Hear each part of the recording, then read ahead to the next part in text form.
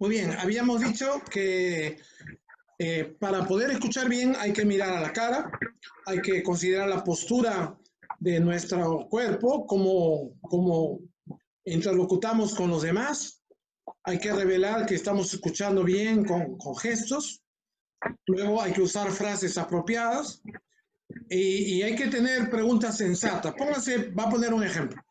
Que alguien se acercó a nosotros al final del culto o de manera personal o de manera virtual, nos ha llamado por teléfono, cualquiera sea el medio, y nos está contando un testimonio, de pronto está confesando algo, mire, pastor, cometí un error, ya un pecado incluso, ya no lo vuelvo a hacer, pero pastor, yo lo que quisiera es que usted me escuche, yo saqué los pies del plato, como decimos acá en Perú, o yo cometí un error. Usted haga preguntas sensatas. Usted no diga, a ver, ¿quién, con quién? ¿Con quién? ¿Lo conozco? No, ese tipo de preguntas no. Escuche nomás la confesión de otra persona y luego asiente con su cabeza poniendo atención, porque debe ser muy fastidioso y doloroso para una persona tener que contar sus propias debilidades o experiencias, ¿no? Hay que saber hacer preguntas bien. También no hay que interrumpir ni contradecir a la gente, porque cada persona cuando habla, cuando comunica, tiene su manera de ver las cosas, tiene su manera de contar y tiene también su forma de entender lo que está contando. Entonces usted no solo no interrumpa, sino tampoco contradiga. Y diga, no, lo que está diciendo no es correcto. No, escúchelo, porque escuche a la persona, porque cada uno tiene su manera de ver las cosas. Entonces, lo primero es no interrumpir ni contradecir hasta haber escuchado bien, porque si interrumpimos, a lo mejor estamos cortando la idea y no estamos escuchando bien y ya comenzamos a contradecir a la otra persona sin haberlo escuchado bien. Entonces, ni interrumpir ni contradecir hasta escuchar bien lo que nos está hablando, nos está contando. Y siempre hay que ir lo que se llama el espíritu de la segunda milla que habló Jesús. Si alguien te pide que lo acompañes una milla, dice no solo una milla, anda 2 millas con esa persona. Si alguien te pide una capa, dale 2 capas. Es decir, eso es el espíritu de segunda milla, entre comillas. Así es como un proverbio, un dicho que tenemos nosotros, ¿no? Hay que escuchar siempre un poco más detenidamente, hay que escuchar con mayor detalle, hay que escuchar atentamente, no escuchar como escuchamos a todo el mundo que está hablando, porque al final del culto, por ejemplo, todo el mundo está hablando en un bullerío, pero pues tenemos que poner atención a la persona, de ahí la importancia de verlo a los ojos para atenderlo más directamente. Puede ser que no escuchemos bien lo que está hablando, pero hasta por la forma de movimiento de sus labios podemos deducir lo que nos está diciendo o queriendo decir, ¿no? Estos son como 7 reglas para saber escuchar. Y eso tiene que ver con a la hora de comunicar, ¿no? De comunicarnos y de hacer la interlocución con los demás. Luego hay algunos ingredientes que debemos poner al hablar. Por ejemplo, el tono y la emoción, ¿no? Si alguien nos está contando, por ejemplo, que le han hecho un pago extra en su trabajo, bueno, hay que alegrarse, ¿no? ¡Uy, qué bien, hermano! Bien por ti, que el Señor te bendiga, me alegra que tú seas bendecido. Es decir, y el tono, ¿no? No decir, bueno, me alegra que sea bendecido, pues hermano. Porque eso es como diciendo, te tengo envidia de lo que tú has recibido. Entonces, el tono tiene que cambiar y la emoción tiene que mostrarse, una emoción de alegría, ¿no? Por lo que nos está contando. O si nos está queriendo, nos está diciendo que su papá falleció el día de ayer, igual no vamos a tener una emoción así festiva, ¿no? Ah, qué bien, ya está con el Señor, no, porque está haciendo luto, está en pleno dolor.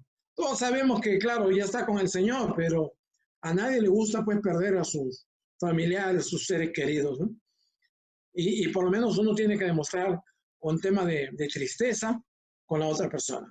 Se recomienda por eso en la pastoral que cuando uno va a saludar a un deudo o a alguien que ha perdido un familiar, muchas veces lo mejor no es hablar, ni decirle yo, te te compadezco, o decirle te acompaño en tu dolor, esas palabras clave, casi cabalísticas que le decimos a la gente, ¿no?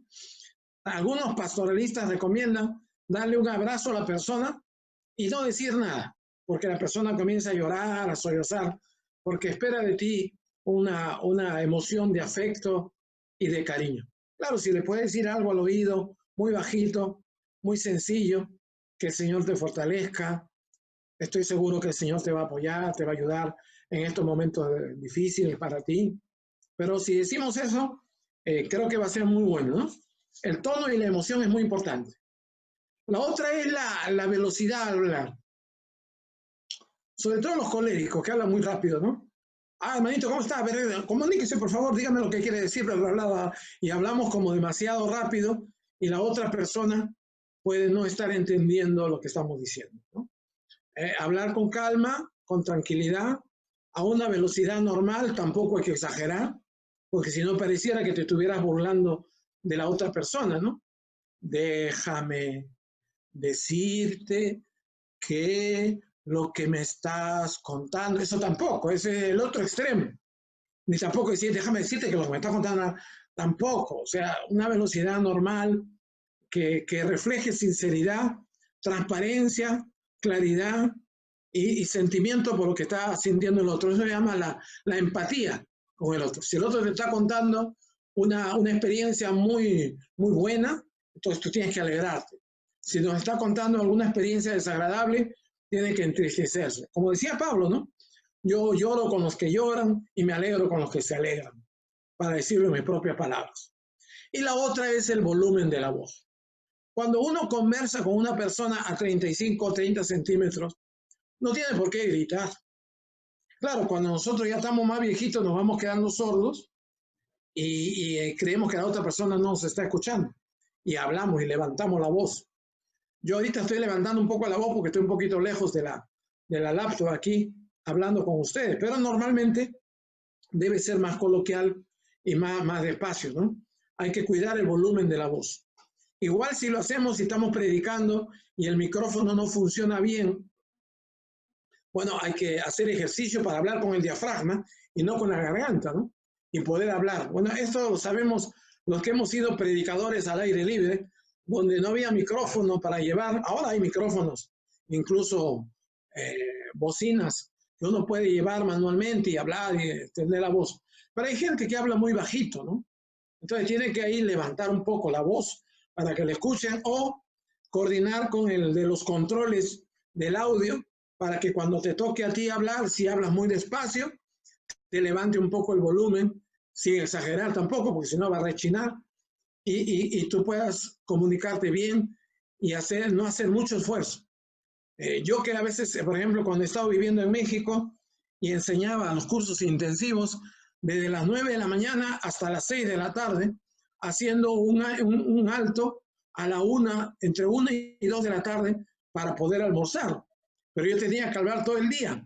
Y claro, dialogar y escuchar a la gente, dejar que ellos hablen también. Pero igual cansa, estamos hablando de, qué sé yo, de 8 horas diarias. Y pues era un auditorio grande para más o menos 60 estudiantes, casi todos pastores, obispos, líderes laicos también, etcétera. Y claro, como todos éramos adultos, comenzando por el profesor, y también muchos de los obispos ya eran adultos, ya escuchamos menos y necesitamos hablar un poco más en voz alta.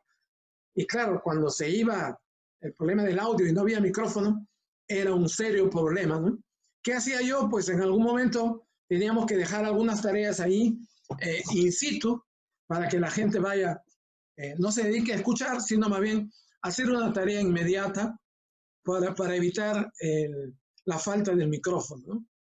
Es decir, hay que graduar un poco la voz de manera que todos escuchen alto y claro y que no haya problemas después de malas interpretaciones. Hay una tercera parte de este video, ya con eso terminamos, de cómo hablar con sentido. No sé si se entiende la expresión. ¿Cómo debo hablar con sentido, con significado, con profundidad? Es decir, que mis palabras no sean solo palabras fonemas que se escuchan, sino que hay que hablar con propiedad, usando las palabras adecuadas, dándole sentido, mirando la cara de la gente, si son muchos, para ver cómo nos están mirando o nos están devolviendo la mirada. Si alguno hace así como que no entiende, nosotros estamos mirando y ya nosotros entendemos o deducimos que a lo mejor no nos está entendiendo lo que estamos diciendo. Entonces la mirada es muy importante, nunca perder de vista la mirada a todo el público. Tampoco mirar y enfocarse a una persona nomás. Hay que enfocarse en todos. Hay que hacerlo, ni mirar al aire, al horizonte, ni mirar al techo, ni mirar al suelo, sino a la gente. Porque con lo que nos estamos comunicando no son con las bancas, las sillas, no es con el techo, no es con el piso, es con las personas. Y eso nos ayuda a poder determinar si lo que estamos diciendo está siendo entendido, entendible o no. O sea, hay que tratar de hablar con sentido. Y para eso se habla de que hay varios niveles de la comunicación. Déjeme marcar esa parte que me he olvidado de levantarlo un poquito más oscuro. Se me ha ido. Perdón. Muy bien, para que se pueda ver bien. Hay un nivel informal de la comunicación. No tienes que exagerar cuando estás conversando con alguien de manera personal, jocosa, tranquila, sin mucho prejuicio y sin mucho temor de que si están entendiendo bien o no las palabras. Es decir, una cosa más informal. Lamentablemente en la predicación no debe ser tan informal. Debe ser informal en el sentido de ser jocoso, de ser ameno, de hacer algunas bromas, sin exagerar. Pero la informalidad ayuda muchas veces, lo hace como la comunicación más coloquial. También en cuanto a la comunicación formal, en el púlpito, por ejemplo, debe ser formal, pero en la comunicación personal debe ser informal. Puede ser también intelectual, académica, en este caso como ahora nosotros estamos hablando de una manera más académica, más intelectual, con estudiantes, por ejemplo, en la universidad, pero también debe ser, hay una comunicación a un nivel más emocional, ¿no? Sobre todo esos hermanos que les gusta ser alentadores en los cultos, ¿no? Hacen una comunicación más de tipo emocional. Y por último, hay como 4 cosas más que hay que señalar. En cuanto a la comunicación no verbal, el autor de esta diapositiva, déjenme ver, acá levantar un poco. Dice, por definición, la comunicación no verbal son las respuestas corporales y las exteriorizaciones emocionales, e incluyen el tono de voz, la velocidad de la voz, todo lo cual apoya lo que estás diciendo. Es decir, de manera no verbal, aun cuando no hablamos, estamos comunicando con nuestros gestos. Por eso la comunicación no verbal tiene que ver con nuestro cuerpo, con el movimiento, con la expresión de nuestras emociones. Sonreímos o nos entristecemos. Y si lloramos, lloramos con sinceridad también, haciendo empatía con la otra persona, ¿no? Estos son los gestos de la comunicación no verbal. Luego, el autor de la diapositiva dice también que uno con el cuerpo y con el rostro, la comunicación es un 55%. Fíjese, mucho más que el tono de voz y mucho más que las palabras. Las palabras comunican un 7%, o sea, están en un nivel bien bajo de la comunicación. Más importante es nuestro rostro, la mirada a la persona, la atención que le damos, y el cuerpo, cómo nos movemos a la hora de conversar y dialogar con otras personas o a la hora de dar una conferencia, ¿no? El tono de voz, sí, también, el tono y la voz es importante, casi es un 40%, pero el rostro y el cuerpo comunican en un 50%. De ahí la importancia de la corporeidad en la comunicación. No tenemos mucho tiempo para hablar de este tema, pero la comunicación corpórea sobre todo en el mundo pentecostal, con las danzas, con los gestos, los aplausos, levantar la mano, el decir gloria a Dios. Todo eso es parte de la comunicación verbal y no verbal, pero me refiero al uso del cuerpo en la comunicación. Luego, en otro curso ya estaremos incidiendo un poco más en ese tema, ¿no? Y para finalizar, hablando de Jesús como comunicador, podríamos decir lo siguiente, que Jesús en tanto comunicador escuchaba a la gente, no solamente hablaba, sino también escuchaba, dialogaba con sus discípulos, o a veces venía gente y le interrumpía, como la mujer, la sirofenicia, que se acerca, o como algunos enfermos, que cuando Jesús pasaba por los lugares, comenzaban a gritar, ¿qué tienes con nosotros, Jesús, hijo de David? ¿Por qué has venido a atormentarnos antes de tiempo? Es decir, y él los escuchaba.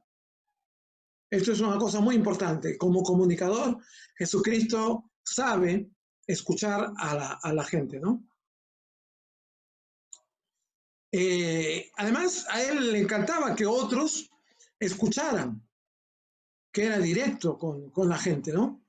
Jesús no es hipócrita como hombre y Dios que es, claro, es muy directo en las palabras, claro, no exagerando como Juan el Bautista, ¿no? Que es capaz de decirle generación de víboras a los militares que iban a escucharlo al desierto. Jesús es como más un gentleman, es más un caballeroso a la hora de hablar, pero directo. Le puede decir sus pecados directamente a la gente, pero es al mismo tiempo tierno y comprensivo, ¿no?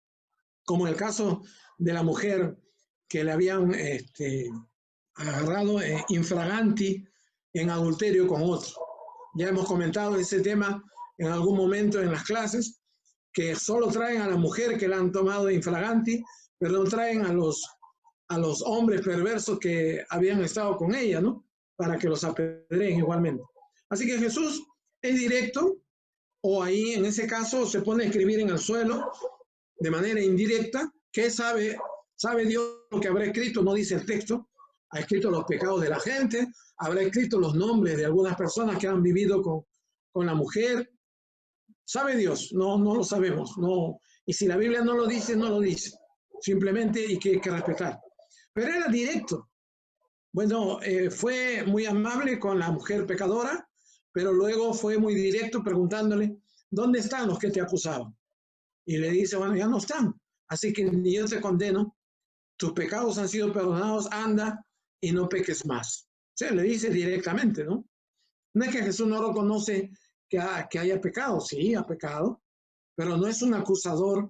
Tampoco Jesús ha venido para condenar, sino ha venido para redimir y para salvar. En ese caso, nuestro Señor Jesucristo es un excelente comunicador. Por lo tanto, es amable, tierno, humilde, sencillo y muy compasivo con nosotros. Sabía cuándo guardar silencio. ¿Se acuerdan en el momento de la crucifixión, el proceso anterior a la crucifixión, cuando es interrogado por Pilato, por el sumo sacerdote? No siempre habla, a veces se queda callado. Y entonces le pegan y lo bofetean y dice, ¿por qué no contestas? Mira quién te está hablando. Pero Jesús sabe cuándo guardar silencio. A veces cuando nos interrumpe de malas maneras, hay que mirarle a la cara a la persona, pero no es necesario contestar. Simplemente mirar sin hacer gestos ni de odio, ni de rencor, ni de cólera, ni reírse tampoco, aunque algunos se ríen por nervios, ¿no? Pero tampoco hay que controlarse, mirarlo nomás, y si puedes pedir perdón y decir disculpa, no es lo que yo quería decir, pero te pido disculpas, a lo mejor fue mi error. Como dice la Biblia, la blanda respuesta aplaca la ira. Entonces a veces guardar silencio y no decir nada, por el contrario, puede ser muchísimo, muchísimo mejor y más gratificante. Porque la blanda respuesta o el silencio aplaca la ira de la otra persona. Jesús conocía y compartía sus sentimientos. Hasta en la cruz dijo, tengo sed. O en otro momento a la samaritana le dice, dame de beber, porque efectivamente tenía sed, eran las 12 del día, cuando se encontró con ella en el pozo de Jacob. Los discípulos se habían ido a la ciudad a comprar comida, cuando no, nosotros los varones pensando en comer siempre. Pero ahí Jesús comparte sus sentimientos, no tiene problemas como judío, que tenían los judíos comunes y silvestres con los samaritanos. Habla con ella, aunque es mujer samaritana y mujer. Un judío nunca habla con una mujer directamente, espera que la mujer se tape la cara o él se tapa la cara para poder hablar, pero Jesús no. Jesús compartía abiertamente sus sentimientos y conocía a las personas, tenía discernimiento. Y por eso podía hablar positivamente de otros y los defendía, ¿no? Porque fue un hombre compasivo y lo es hasta ahora. Es nuestro mediador entre Dios y los hombres. Jesucristo, hombre, como dice la Escritura. Entonces, para nosotros, Jesús es el modelo de comunicador, ¿no?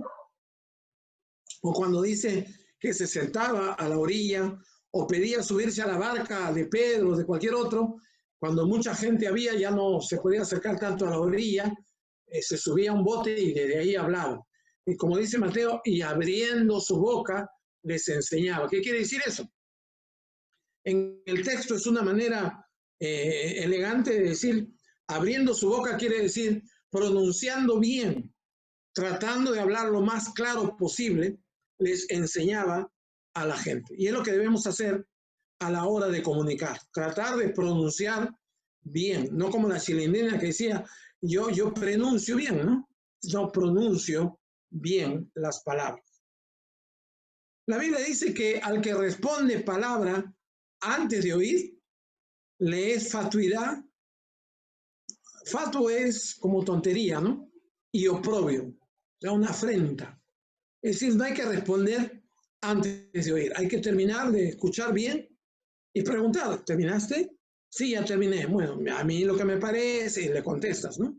Si no somos como fatuos o, qué sé yo, personas que cometen oprobio, tratan mal a los demás. También dice Eclesiastés 3, 1 y 7. Todo tiene su tiempo y todo lo que se quiere debajo del cielo tiene su hora.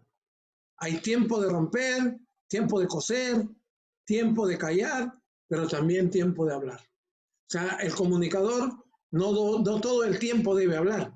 A veces tiene que callar para dejar que las otras personas, así que no se preocupe. La última cosa que decimos es como un pensamiento que el autor de la diapositiva nos da. No dejes que tu relación se hunda en el mar de este mundo, en la era de las comunicaciones. Sería trágico y fatal que en plena era de las comunicaciones, cuando hay mucho que aprender en la internet, mucho para descargar y para aprender, sería fatal, ¿no? Quiero finalmente, para terminar, ahorita ya estamos cerca de la hora, voy a ponerles uno de los videos que les dejé, se los voy a plantear a ustedes. Voy a terminar y voy a cargar el videito, por favor. A ver, déjenme poner aquí, marcar que se puede escuchar. Voy a poner a ver, ¿dónde está el video? Déjenme encontrarlo. Acá está. Presten atención, por favor.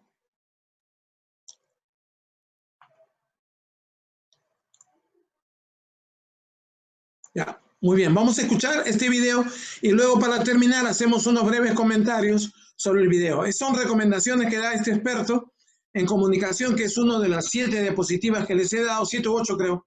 5 hábitos para comunicar mejor. Cómo ser un buen comunicador más persuasivo y carismático. Entonces vamos a escucharlo. ¿Quieres una píldora mágica para aprender a comunicar con éxito ya mismo? Entonces, cierra este video ya. Pero si quieres aprender a comunicar de manera exitosa y tienes la actitud adecuada, quédate hasta el final porque te hablaré de los 5 hábitos que me han ayudado a mí a desarrollar mis propias habilidades de comunicación y cómo puedes ponerlos en práctica tú ya mismo para convertirte en una máquina de la comunicación. Nos vemos dentro.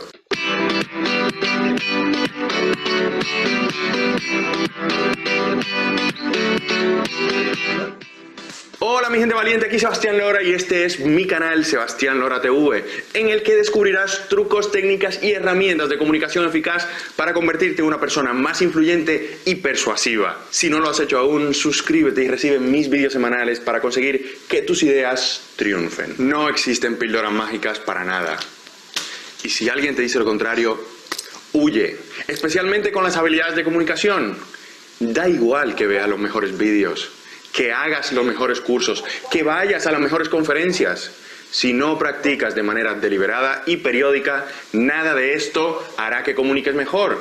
Como mucho habrás pasado un buen rato viendo mis vídeos. Pero en los ya 8 años que llevo en esto, me he dado cuenta de una cosa interesante.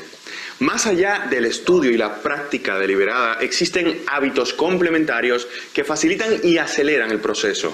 No sustituyen la práctica, pero la refuerzan. Hoy quiero compartir contigo los 5 que más impacto han tenido en mí y que me han ayudado a lanzarme como profesional de la comunicación. Y ojo, aunque no sea tu objetivo convertirte en profesional de la comunicación, incorporarlos en tu vida te ayudará a comunicar mejor y a crecer profesionalmente. Hábito número 1, leer.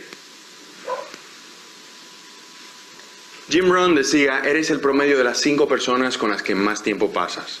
El problema es que hay personas a las que no eliges, como a tus compañeros de trabajo o a tu familia, pero tienes el poder de decidir de quién aprendes. Los libros son la fuente de conocimiento con el mejor retorno de tu inversión. Con 10 euros puedes acceder a conocimiento acumulado con años de experiencia y devorarlo en pocos días. Mi libro favorito reciente, Dirige tu vida, de Pau Navarro, con el que descubrirás trucos y técnicas para desarrollar tu carisma, tu autoconfianza y tu capacidad de conectar con los demás. Encuentra un enlace más abajo. Lee mucho, lee tanto como puedas y ya verás cómo mejorará drásticamente tu manera de comunicar como consecuencia de que mejorará tu manera de pensar y tu vocabulario. Hábito número 2, escuchar podcasts. Si no sabes lo que es un podcast, se trata de un archivo de audio en el que una persona habla, como este vídeo, pero sin la imagen. El podcast, junto con los audiolibros, ha revolucionado la forma en la que consumimos información, permitiéndonos formarnos incluso en momentos en los que parecería imposible, como cuando conduces o paseas. Si uses iPhone o Android, encontrarás gratuitamente las aplicaciones móviles que necesitas para descargar estos archivos llenos de conocimiento valioso. Lo que a mí más me ha impactado es escuchar entrevistas de distintas personas porque me ha abierto las puertas a otras personas, a sus libros, a sus ideas y conocimiento muy diverso. Mi podcast favorito en temas de comunicación y habilidades sociales es The Art of Charm de Jordan Harbinger. Está en inglés, pero vale cada segundo en oro. Escucha podcast, descubrirás ideas fabulosas, gente interesantísima y además verás cómo comunica la gente que realmente sabe estar frente a un micrófono. Hábito número 3, publicar contenido. Comencé a escribir en mi blog a finales del 2011 e hice mis primeros vídeos en el año 2014. En ambos casos, los inicios fueron accidentados y me costó llegar a un punto en el que me sintiera medianamente contento con la calidad del contenido publicado. Pero el aprendizaje ha venido precisamente de ese proceso, de comenzar escribiendo o haciendo vídeos de calidad dudosa. ¿Me importaba la opinión ajena? Pues sí, pero más me importaba probarlo.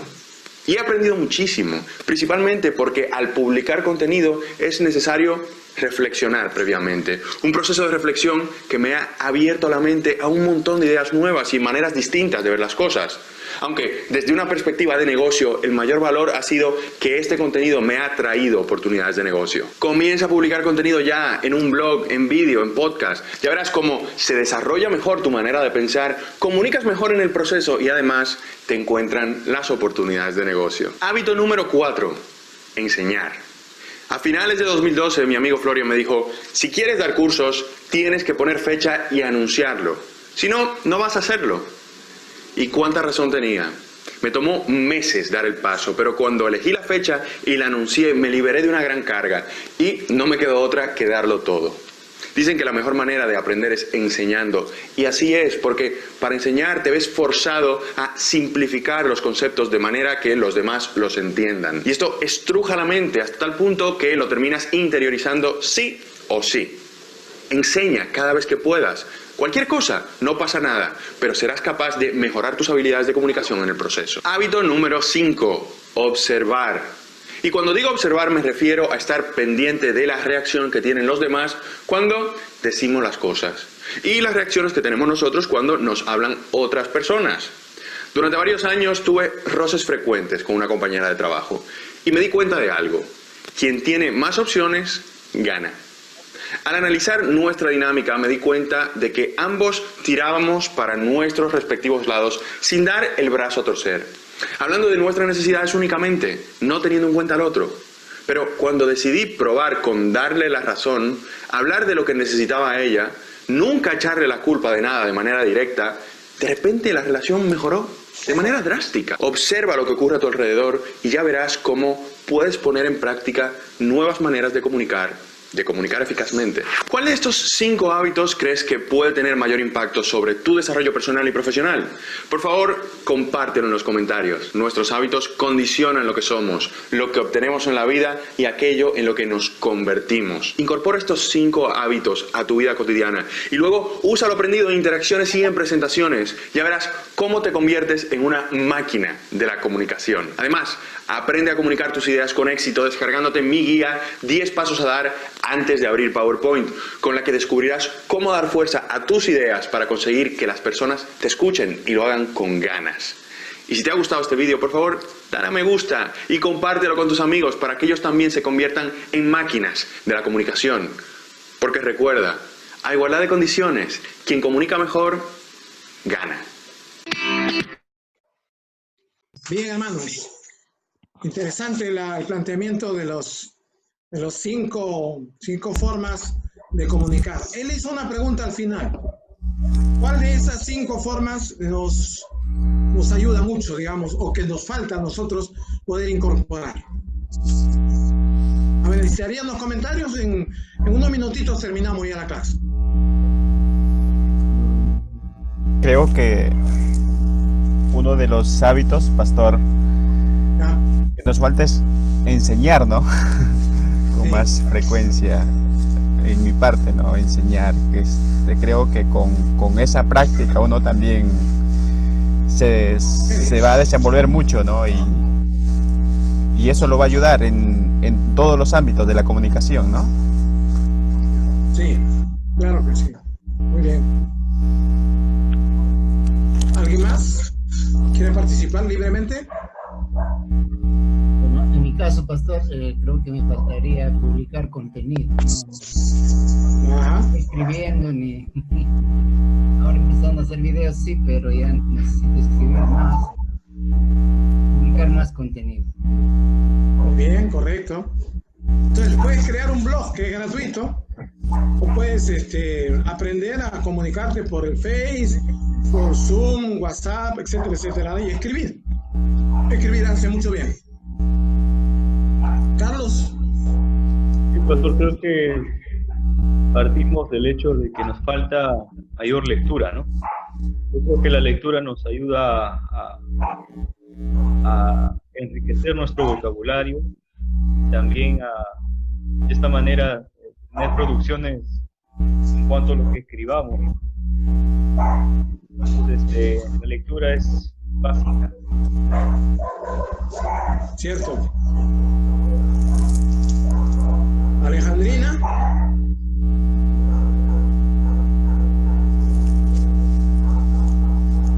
¿Está por ahí?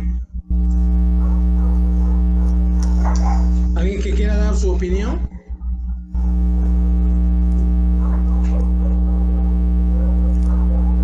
Bueno, ya se incorporó Alberto también. Él siempre nos está dando una manito y ayudándonos con sus comentarios. Yo estaba haciendo comentario de Carlos, ¿no? Muy interesante, que sí, en verdad falta practicar mucha lectura para mejorar nuestro vocabulario, ¿no es cierto? Sí, la lectura. Te creo. ¿Ya? Y bueno, Ahora, haciendo una evaluación de esta comunicación de este autor, de Carlos, ¿cuál sería la opinión de ustedes, ¿no? De este comunicador? Ya tiene experiencia, más de 8 años, dice. Yo no creo que sean solo 8 años de comunicador, debe tener más, pero en las redes tiene 8 años, ¿no? Yo estaba viendo uno de los videos de este señor de Lora y cómo desenvolverse el público, ¿no? A cómo mostrarnos nosotros, trabajar con pasión hacia el público, cómo transmitir y ser ponentes, cómo poner entusiasmo para que nosotros podamos ser escuchados, o sea, con los miembros o con los feligreses o el público, ¿no? Que nos para que ¿no? Porque de otra manera no vamos a poder llegar a los demás. Sí, es verdad. ¿Alguien más quiere opinar sobre el video que hemos visto, el final? Él habló que él mismo, ¿no? A veces tuvo problemas al comienzo en las publicaciones, ¿no? Él comenzó a publicar en el 2014, algo así habló, y desde ese comienzo, él al comienzo no lo tomaba mucho en cuenta, ¿no? Después él vio que no se dio por vencido. Creo que eso es un buen punto de vista, y después él ahora es un buen comunicador y todos los que lo ven quieren ser como él, ¿no? Llegar hasta ese punto. Sí, a él le pagan por una conferencia de, qué sé yo, 40 minutos, 30 minutos, 2.000 euros. Estamos hablando más o menos de $2.500 probablemente, ¿no? O sea, claro. Lo dicen. Se nota en su forma de expresarse, es un elocuente. Como... Sí, pasa. Cierto. ¿Qué dice José Cuya? ¿Está por ahí o se me fue? No, aquí está, profesor. Pon la imagen para verte, si que se puede. Voy a... En el video, ¿no?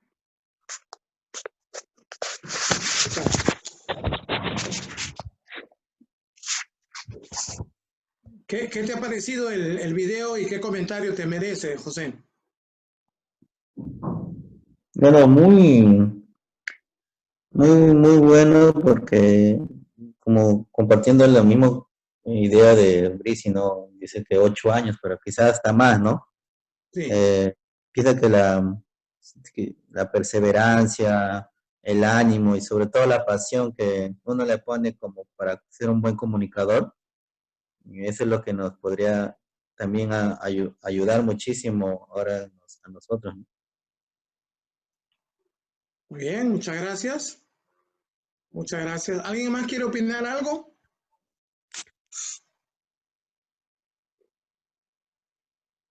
Muy bien. Entonces, acá terminamos esta serie de homilética avanzada.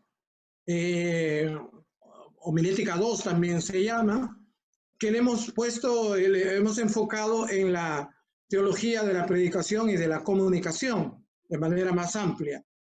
Y les animo a que usen las redes sociales, sobre todo en este tiempo. No sabemos cuándo se levantará el estado de emergencia aquí en el Perú. Probablemente nos lleven hasta diciembre, en algunos están pensando que es hasta el otro año. ¿Y qué vamos a hacer? Necesitamos comunicarnos con la gente necesita comunicarse con nosotros, tenemos que abrirnos a ese proceso de la comunicación con los creyentes de la iglesia, y así no seamos pastores, podemos dialogar y confraternizar con la gente, ¿no?